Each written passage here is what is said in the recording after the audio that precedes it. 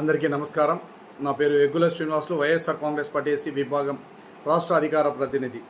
ఇవాళ ఆంధ్రప్రదేశ్ రాష్ట్రంలో ఉన్నటువంటి పరిస్థితులు, చంద్రబాబు నాయుడు గారి ఆలోచన విధానంతో ఇవాళ విద్యా వ్యవస్థలో అతలాకుతలమవుతున్నది.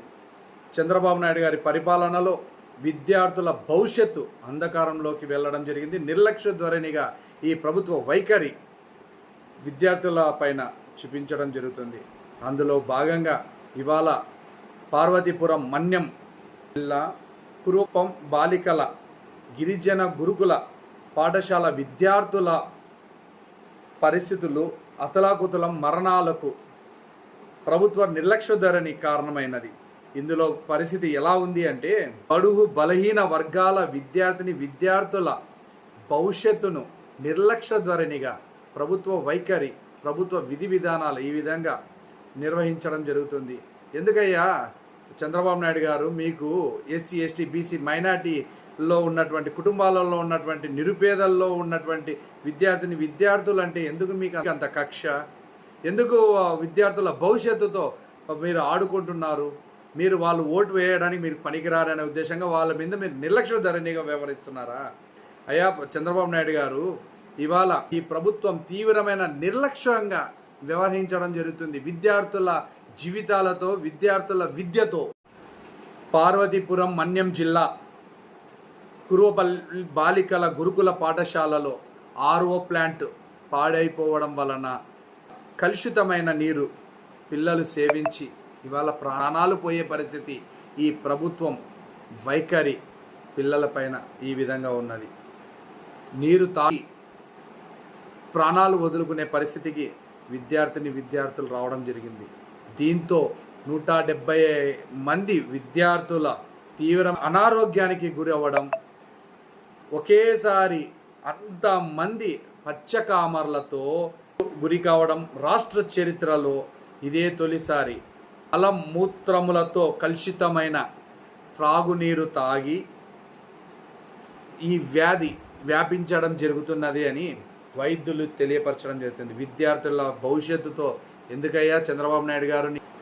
దీంతో 175 మంది విద్యార్థులు తీవ్రమైన అనారోగ్యానికి గురి అవ్వడం ముఖ్య కారణం ఒకేసారి ఇంతమంది పచ్చకామర్లతోనూ గురి కావడం రాష్ట్రంలో ఇదే తొలిసారి. మలమూత్రాలకు సంబంధించినటువంటి వ్యర్థము తాగునీరులో కలవడం వలన ఇంతమంది విద్యార్థులు నీరు కలుషితవ్వడం వలన, ఈ కలుషితమైన నీరు విద్యార్థులు సేవించడం వలన విద్యార్థులకు ఈ వ్యాధి వ్యాపించడం జరిగింది. ఈ విద్యార్థులకు సంబంధించిన పరీక్షలు నిర్వహించి ల్యాబ్ టెస్టులు రిపోర్ట్లలో ఈ విధమైన రిపోర్ట్లు రావడం చాలా బాధాకరమైన విషయం. అదేవిధంగా ఈ విద్యార్థుల పట్ల ఈ ప్రభుత్వ వైఖరి ఎందుకు ఇంత నిర్లక్ష్యంగా వ్యవహరిస్తున్నదో ప్రజలందరూ చూస్తున్నారు. ఈ ప్రభుత్వానికి ఈ విద్యార్థుల ప్రాణాలు లెక్కలోకి లేదా? వాళ్ళు ప్రాణాలు కాదా? ఆంధ్రప్రదేశ్ రాష్ట్ర ముఖ్యమంత్రి నారా చంద్రబాబు నాయుడు గారు, ఇంతమంది మంత్రులు మీ పరిపాలనలో ఉన్నారు, అదేవిధంగా ఉండి మీరు ఏం చేస్తున్నారు? ఇంత జరిగినా కూడా మంత్రివర్గం సమీక్ష నిర్వహించకపోవడం, ఇప్పటి వరకు ఏ ఒక్క సమీక్ష కూడా నిర్వహించకుండా మంత్రి గుమ్మడి సుధారాణి ఇప్పటి వరకు ఏమాత్రం స్పందించకపోవడము, అదే ఒక్కసారి విశాఖ ప్రభుత్వ ఆసుపత్రికి వచ్చి పిల్లల్ని చూసి వెళ్ళారు. అంతేగాని ఈ వైద్య శాఖకు సంబంధించిన మంత్రి కేవలం ప్రకటనలకు మాత్రమే పరిమితం అవ్వడం జరిగింది. సత్యకుమార్ గారు, మంత్రి, మీరు సత్యంగా పిల్లల భవిష్యత్తు పైన మీ ప్రత్యేకమైన దృష్టి పెట్టి మీలో సత్యం ఉంది అని పిల్లల పట్ల, పిల్లల ఆరోగ్యం పట్ల మీరు చూపించే విధానం బట్టి మీ ప్రపంచానికి ప్రజలకు తెలుస్తుంది. మరీ ముఖ్యంగా ఇవాళ ఈ పరిస్థితి పార్వతీపురంలో ఈ గురుకుల పాఠశాలలో విద్యార్థినుల పరిస్థితులపైన మీరు ప్రత్యేకమైన దృష్టి పెట్టి వాళ్ళ ప్రాణాలను కాపాడవలసిందిగా కోరడమైంది. అదేవిధంగా ఈ ప్రభుత్వము ఎవరైతే ప్రాణాలైతే కోల్పోయినారో ఆ ప్రాక్షణమే ఆ కుటుంబానికి నష్టపరిహారంగా 25 లక్షలు ప్రకటించవలసిందిగా కోరడం అవుతున్నది. అదేవిధంగా గతంలో వైఎస్ జగన్మోహన్ రెడ్డి గారి ప్రభుత్వంలో నేడు కార్యక్రమం కింద పాఠశాలలను అభివృద్ధి చేయడం జరిగింది. అదేవిధంగా విద్యార్థులను ఆరోగ్యం దృష్టిలో ఉంచుకొని విద్యార్థులకు ఆర్ఓ ప్లాంట్లు నిర్వహించి కలుషితం లేని నీరును అందించడం జరిగింది. నాణ్యతమైన భోజనం అందించడం జరిగింది. విద్యార్థుల ఆరోగ్యాల పట్ల ప్రత్యేకమైన శ్రద్ధ వహించడం జరిగింది. ఈ విద్యార్థులకు చదువుకోవడం కోసం 1వ తరగతి నుంచి 8వ తరగతి వరకు ప్రత్యేకమైన దృష్టి పెట్టడం జరిగింది. 8వ తరగతి నుంచి 10వ తరగతి వరకు పిల్లల భవిష్యత్తుకు పిల్లలకు అడ్వాన్స్గా ముందుకు వెళ్ళాలనే ఉద్దేశంగా ట్యాబులు కూడా ఇవ్వడం జరిగింది. పిల్లలకు మధ్యాహ్నం భోజనంలో మెను కూడా ఇవ్వడం జరిగింది. అలాంటి పాలన వైఎస్ఆర్ కాంగ్రెస్ పార్టీ ప్రభుత్వము, జగన్మోహన్ రెడ్డి ప్రభుత్వము ఆ విధంగా పిల్లలపైన దృష్టి పెట్టడం జరిగింది. విద్య పైన ప్రత్యేకమైన దృష్టి పెట్టడం జరిగింది. కూటమి ప్రభుత్వంలో కుట్రపూరితమైన ఆలోచన విధానంతో ఇవాళ ఆంధ్రప్రదేశ్ రాష్ట్రంలో నారా చంద్రబాబు నాయుడు గారు మరియు నారా లోకేష్ గారు ఇవాళ ఏం చేస్తున్నారయ్యా మీరు ఈ విద్యార్థుల పట్ల ఇంత నిర్లక్ష్య ధోరణిగా ఈ విద్యార్థులను మీరు వాళ్ళ ప్రాణాలతో ఆడుకుంటున్నారే, వాళ్ళ ప్రాణాలు కాదా? అదేవిధంగా డిప్యూటీ సీఎం కొణిదెల పవన్ కళ్యాణ్ గారు ఒక విద్యార్థి మరణాన్ని ఫౌండేషన్ వేసుకొని ఇవాళ మీరు ఇది సెన్సేషనల్ సృష్టించుకొని వచ్చి ఇవాళ మీరు పార్టీ పెట్టి మీరు కేవలం పదవుల కోసమే అని చెప్పి అలంకరణ ధోరణిగా ఉండిపోవడం జరిగింది. అయ్యా మీకు నిజంగా చిత్తశుద్ధి ఉంటే ఈ విద్యార్థుల ప్రాణాలను మరొకరికి ఈ విధంగా జరగకుండా ఈ వ్యాధి వ్యాపించకుండా మిగతా పిల్లలను కాపాడవలసిందిగా కోరడమైంది. అదేవిధంగా ఇప్పటి వరకు ఏదైతే ఈ ప్రభుత్వ నిర్లక్ష్య ధోరణితో ఈ కలుషిత మలము త్రాగునీరులో కలిసిపోవడం వలన ఈ కలుషితమైన నీరు తాగడం వలన ఎంతోమంది విద్యార్థులు హాస్టల్లో ఉన్నటువంటి విద్యార్థుల అనారోగ్యంకి గురవి కామర్లు వ్యాపించి మరణించడం జరిగింది.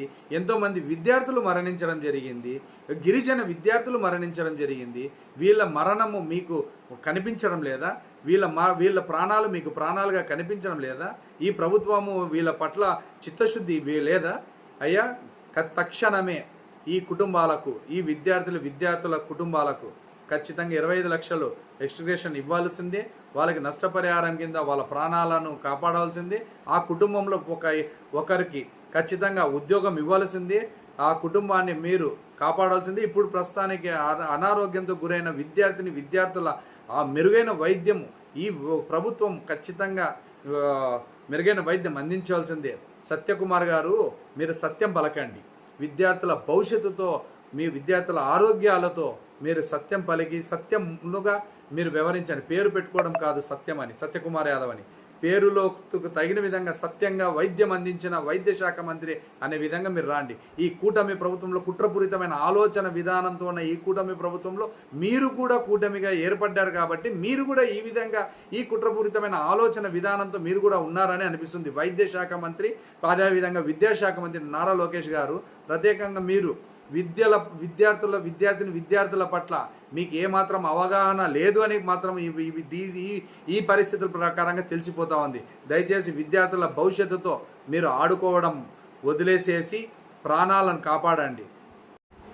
ఈ కూటమి ప్రభుత్వంలో ఈ విద్యాశాఖ మంత్రి నారా లోకేష్ గారు అదేవిధంగా నారా చంద్రబాబు నాయుడు ముఖ్యమంత్రి హయాంలో ప్రభుత్వంలో గిరిజన విద్యార్థులు నిరుపేద విద్యార్థులు 5 లక్షల మంది తక్కువయ్యారు.